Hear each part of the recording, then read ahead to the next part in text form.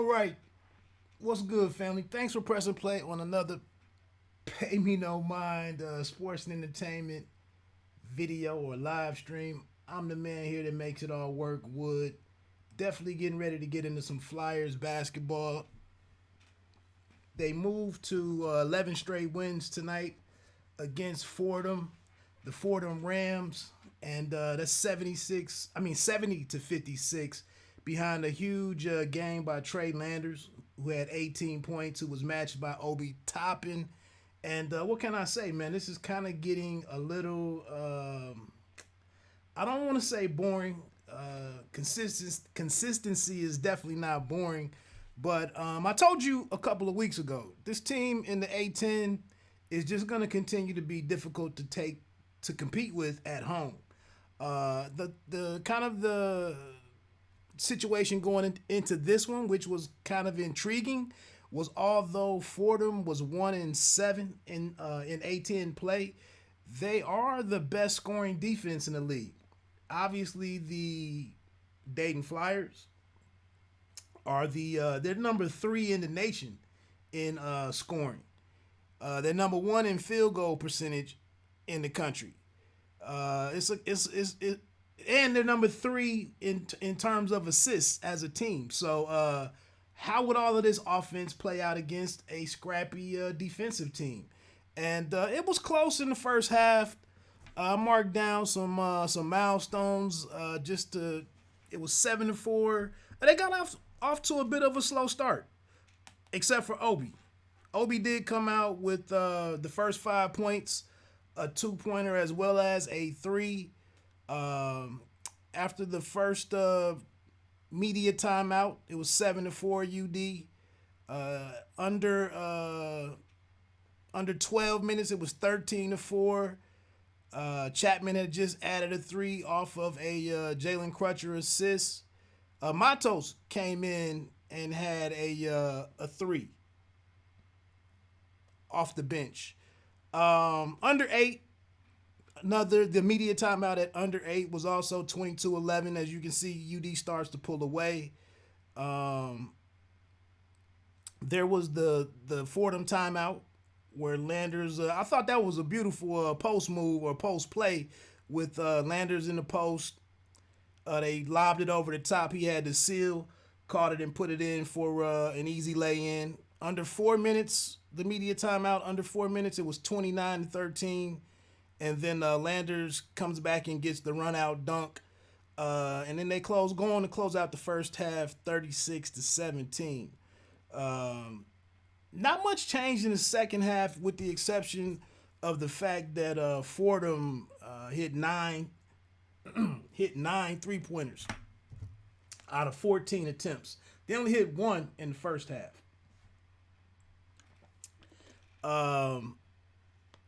Obviously, their defense, like I said, is kind of their calling card. That was going to keep them in it. Cologne started off things in the second half pretty good with the deep 3 from the top of the key. Toppin came back and hit his second 3-pointer of the night to go up 46-25. That was just after the 16-minute media timeout in the second half. Under 12, that break, it was 52-34. This was after Fordham had went on a 9-0 run itself. At this point, Landers had 18 points and 7 rebounds. I thought another key thing that we saw, development that we saw during this game, was the fact that Shamanga got some decent minutes and scored some buckets. One of the things that I've mentioned in the past is that it'll be interesting to see, or the challenging thing for the weakness, the glaring weakness for UD is how would they match up against any teams out there once we get into March Madness who have players above 6'10", 6'11". We don't have a lot of those guys in college basketball right now. Definitely not at many of the bigger programs. You might have some juniors and seniors, spread out across the country that are, traditional or conventional big men, 6'10" and taller. But it just seems like right now, if you look at most of the big time programs, with the exception or maybe the Jayhawks. They have the Azubuike kid or whatever. But a lot of your big time teams just kind of like 6'9", 6'10". They're running with two power forwards basically. The Eric Montross era. Can't even think of some of the Jayhawks, the old players that the Jayhawks had. It's just not that many big men roaming the country anymore, in my opinion. But so it's good to see Shamanga come in. Like I said, he went on like a 4-0 run by himself. I think he got a lay in and then also a dunk. 56-41, Cologne hits another three from the top of the key. Watson comes right back down and answers with a three of his own. That made it 59-41, and that was at the under 8 media timeout. And from there, it kind of was an uneventful, game. It was just back and forth. UD just kind of cruising along. Again, they continue to be so efficient on the offensive end of the court. It's just difficult for these teams to keep up with them. Just as a fan of college basketball in general, I have to admit, it's kind of difficult for me to watch Big Ten basketball at times. Just the play is so it's just they walk the ball. A lot of them walk the ball up the court, and then they get into these long. They use up a lot of the shot clock, and that's one of the things that you can definitely appreciate with watching the Flyers is that the ball moves around quite a bit. They run their sets well. It's if it's not open threes that they're passing into, you got guys cutting. They had the nice pick and roll towards the end of the game where Toppin, when he got his 18th point to go along with 16 rebounds, finishing on 7 to 10 from the field. But he got a dunk to go up 67-51 with like a minute and 20 seconds left. Was when he checked out. And I just like the free flowing basketball, man. I have to admit, I'm a Wolverines fan, and watching Xavier Simpson sometimes is just painful. He gets into dribbling the air out of the ball, wait until late in the shot clock, and then he's kind of very limited on how he can create his own shots. And you just don't have that situation, with the Flyers. So that is, like I said, and that's the thing.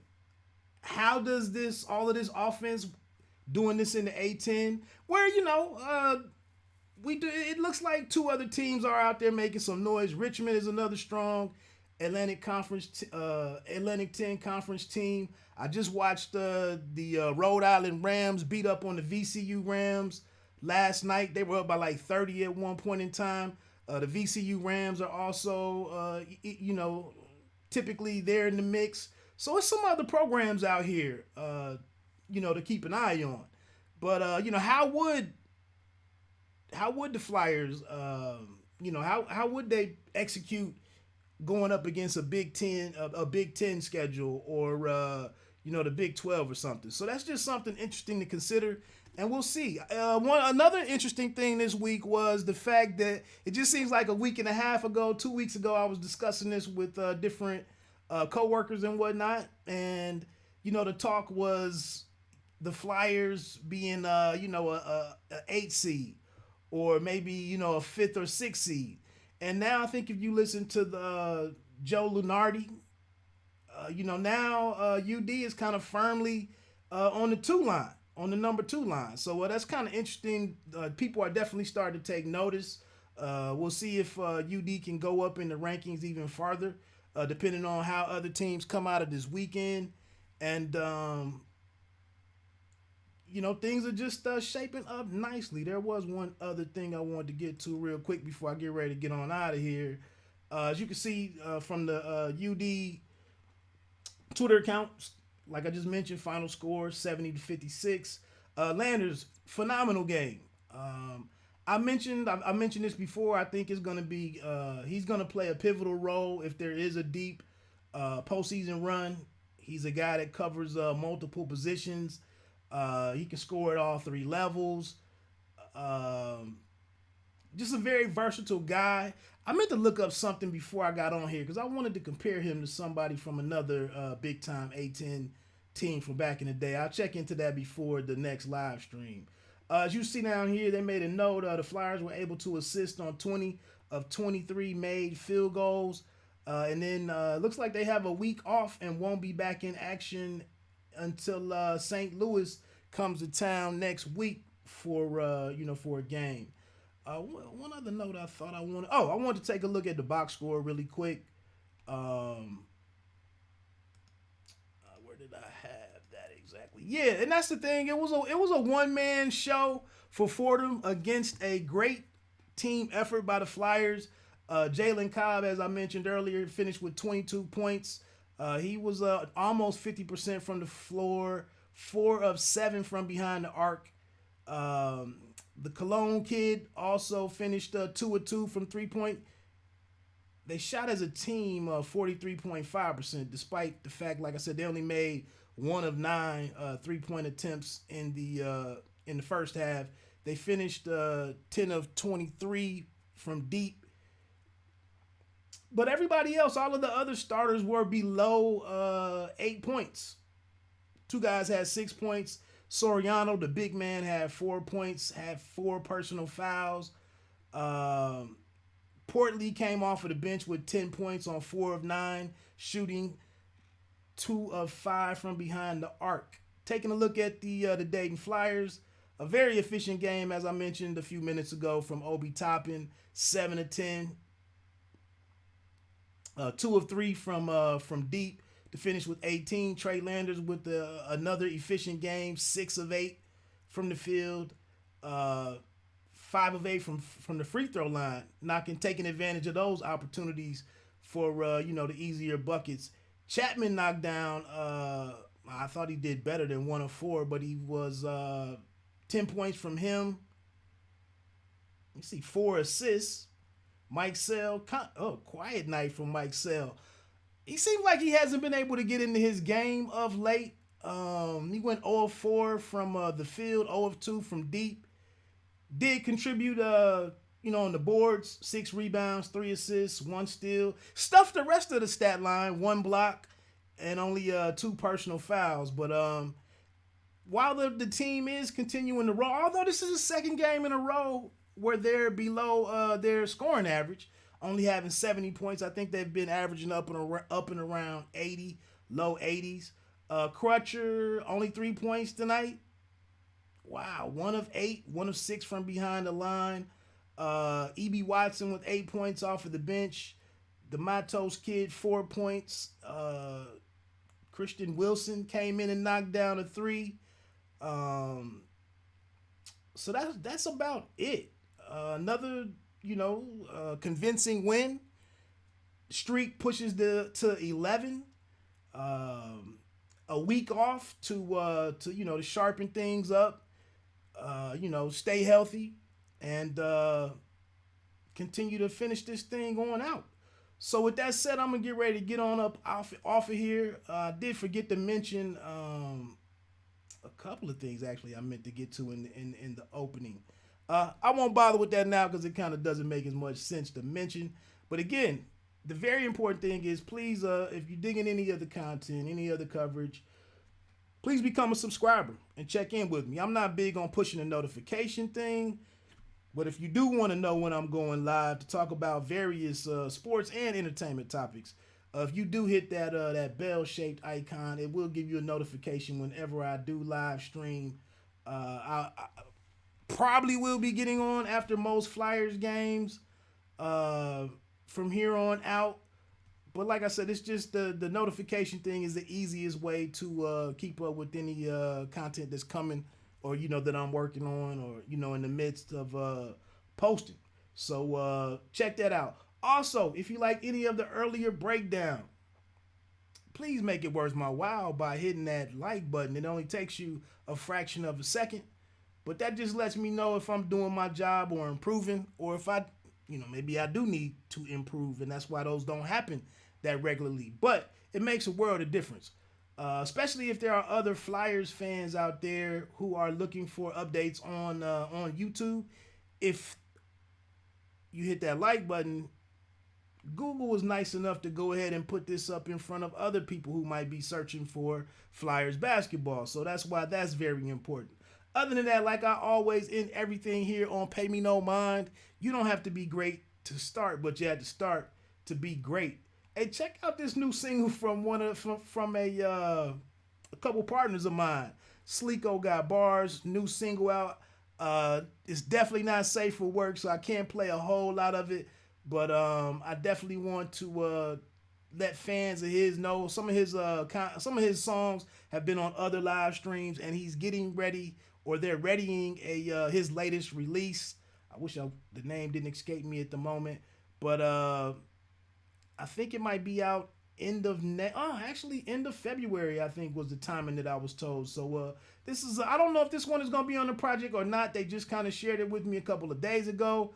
Looks like it's called Salam Alaikum Freestyle. And with that said, like I said, I'm out. Enjoy the rest of your weekend. Peace.